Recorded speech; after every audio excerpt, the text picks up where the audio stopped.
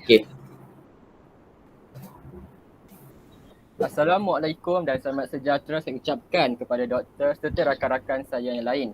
Pada hari ini, kumpulan kami iaitu kumpulan 5 yang terdiri daripada saya iaitu Muhammad Azhar bin Abdul Rahim, Muhammad Fitri bin Muhammad Sabri, Nur Syahira binti Mahazir, Muhammad Sarah binti Syahidan. Pada hari ini kami akan membentangkan satu tajuk kuliah tidak segerak yang diberikan oleh Dr. Arfah binti Ahmad. Seterusnya saya akan serahkan kepada rakan saya untuk memulakan sesi pertanyaan pada hari ini. Silakan Fitri. Baiklah rakan-rakan, seperti yang kita sedia maklum, okey, saya akan jelaskan jawapan untuk soalan nombor 1 ini. Baiklah, soalan pertama, jelaskan maksud kata dalam morfologi. Baiklah, dalam unsur morfologi, kata merupakan unsur bahasa yang digunakan untuk membentuk kata lain seperti kata terbitan, kata ganda, kata majmuk dan kata tunggal. Baiklah, bentuk kata ialah binaan sesuatu perkataan bahasa Melayu. Malah, boleh terdiri dari satu morfem atau susunan beberapa morfem. Kata ialah unit paling kecil dalam bentuk bebas. Bermakna, semua kata adalah morfem, namun tidak semua morfem ialah kata. Ini menunjukkan kata ialah sebahagian daripada morfem. Menurut Nik Safiah Karim, perkataan-perkataan dalam bahasa Melayu yang tiada proses penggandaan dan perangkaian tergolong dalam kata tunggal. Kata tunggal terdiri dari beberapa jenis kata tunggal. Namun, kata tunggal boleh diperluas menjadi bentuk terbitan. Faham? Faham. Faham. Seterusnya saya akan menyerahkan sesi kita kepada Azhar. Baiklah, seterusnya saya akan bentangkan perbezaan kata tunggal dan kata terbitan. Kita pergi dulu kepada kata tunggal. Kata tunggal ini bermaksud perkataan-perkataan dalam bahasa Melayu yang tidak menerima sebarang imbuhan. Dan kata tunggal ini juga tidak mengalami proses pergandaan dan perangkaian di mana terdiri daripada dua jenis iaitu satu suku kata seperti ya, you dan cat. Manakala dua suku kata pula atau lebih seperti saya, dia dan Sater. Biar kita ambil contoh seperti saham, syarikat, BSKL, ekonomi, dana dan modal. Dapat di situ? Dapat. Okay, baik. Seterusnya saya akan bawa kalian kepada kata terbitan di mana kata terbitan ini dapat didefinisikan sebagai bentuk perkataan yang dihasilkan oleh proses pengimbuhan di mana proses itu dapat dianggap seperti membandingkan imbuhan pada kata dasar. Imbuhan ini dapat dibahagikan kepada beberapa jenis seperti awalan, akhiran, apitan dan sisipan di mana awalan merupakan hadir sebelum kata dasar manakala akhiran pula hadir sesudah kata dasar.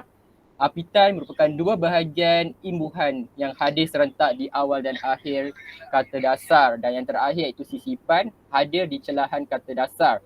Sebagai contoh saya dapat berikan seperti pasaran, pelaburan, peniaga, usahawan, perdagangan dan pendapatan.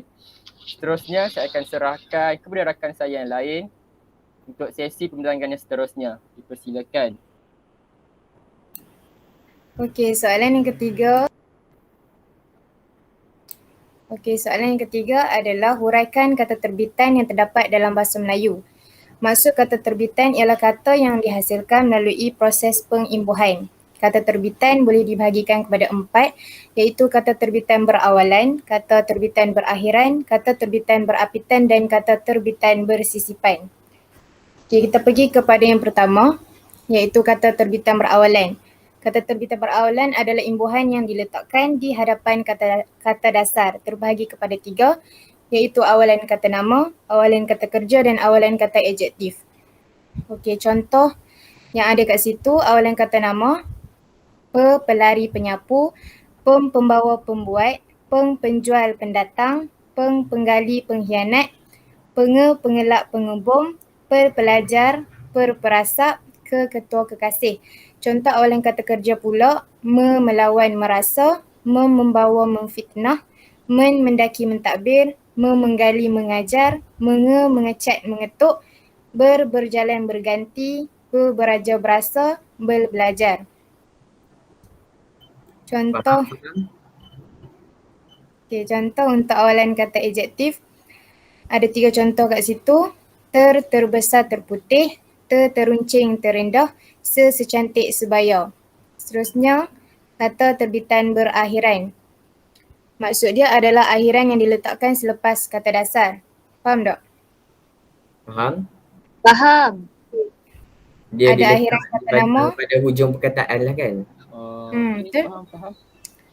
Ada akhiran kata nama dan akhiran kata kerja. Okey, an pakaian jahitan, wan angkasawan, man seniman budiman, isma nasionalisme, in hadirin muslimin, at hadirat muslimat, ustazah.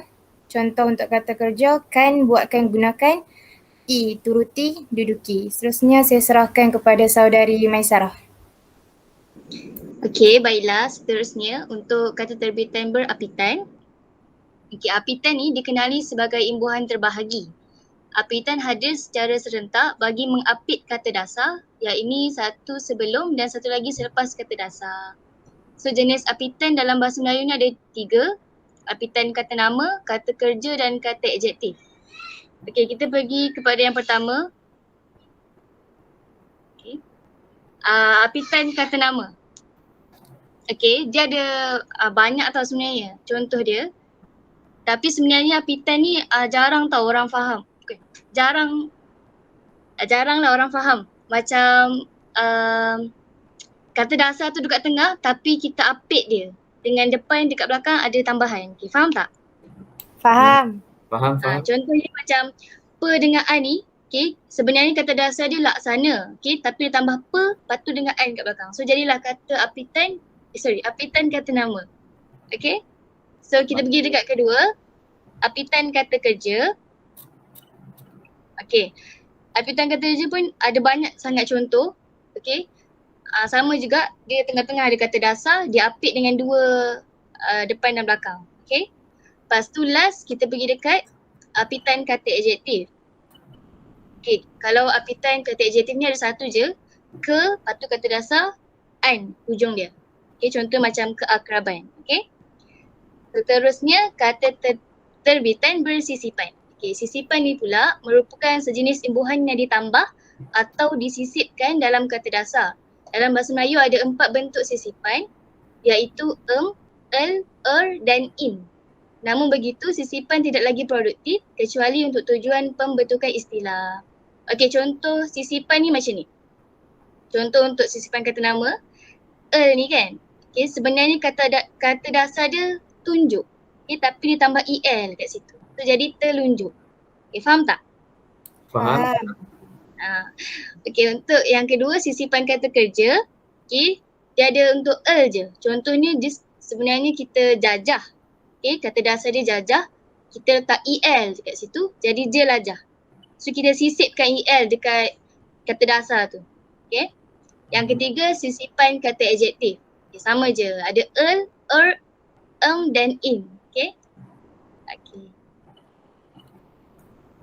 Jadi ini merupakan sumber rujukan kami.